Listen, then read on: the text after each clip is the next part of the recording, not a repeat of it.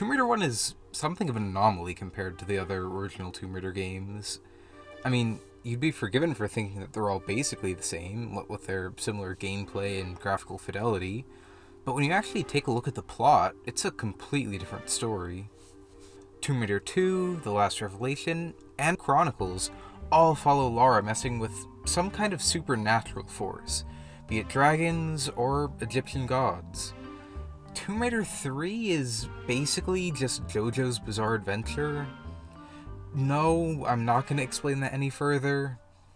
But Tomb Raider 1 follows Lara as she explores ancient tombs, only to find out that she's exploring the remnants of an advanced precursor civilization.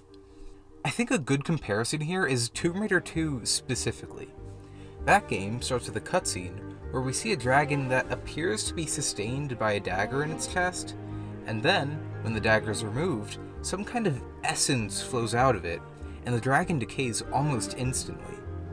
Right off the bat, this shows the relic that Lara will be after, and what kind of magical power it possesses.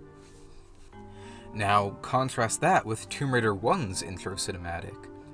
A nuclear test in New Mexico reveals something underground. It's not completely clear what we're looking at, but it seems to be a capsule with someone in it. Is it a secret government experiment? Is it an ancient relic? Well, we don't really have enough information to know. Then, a wealthy businesswoman named Natla contacts Lara, asking her to find what she describes as an age-old artifact of mystical power, though we're not actually told what it does. Not only does Tomb Raider 1's intro leave more questions than answers, but it also clearly introduces this juxtaposition between quote-unquote magic and advanced technology. This concept then gets slowly built up throughout the game. The first sign that things aren't exactly what they seem comes right before the Tomb of Qualopec. Up until this point, you've been exploring what seems to be an authentic Incan city, but as you search for the cogs needed to open the tomb, you find not only velociraptors, but a very healthy and very alive T-Rex as well. Now, this is super weird, but maybe you can write it off as they managed to escape in this one location for millions of years. I mean, it is the Lost Valley after all. Next, you explore a buried Greek settlement, and again, nothing seems too out of the ordinary. That is, until you approach the tomb of Tihocan.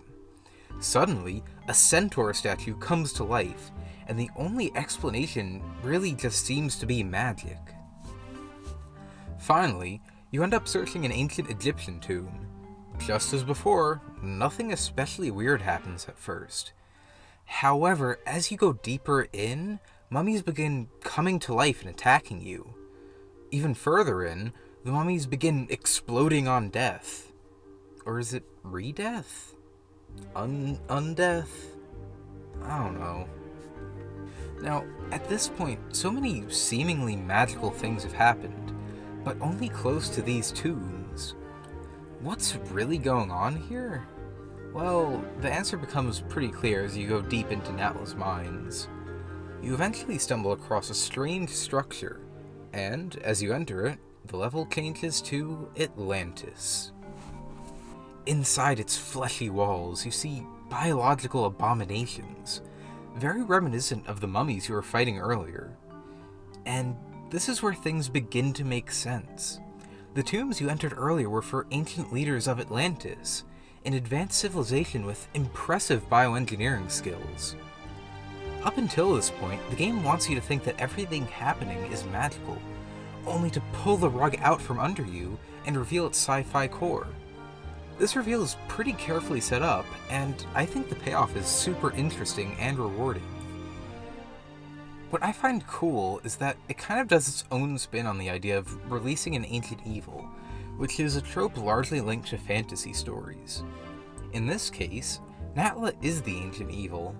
She was the one in the pod from the opening cinematic. Her power comes not from magic, but from her ability to control Atlantean genetically engineered beasts. Instead of being released by some form of magic, she's released by an advanced weapon, or more specifically, a nuke.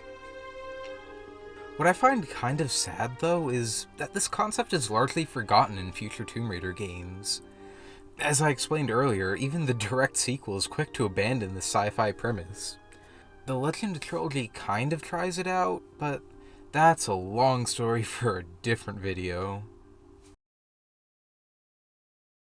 And I hope you enjoyed this boring TED Talk.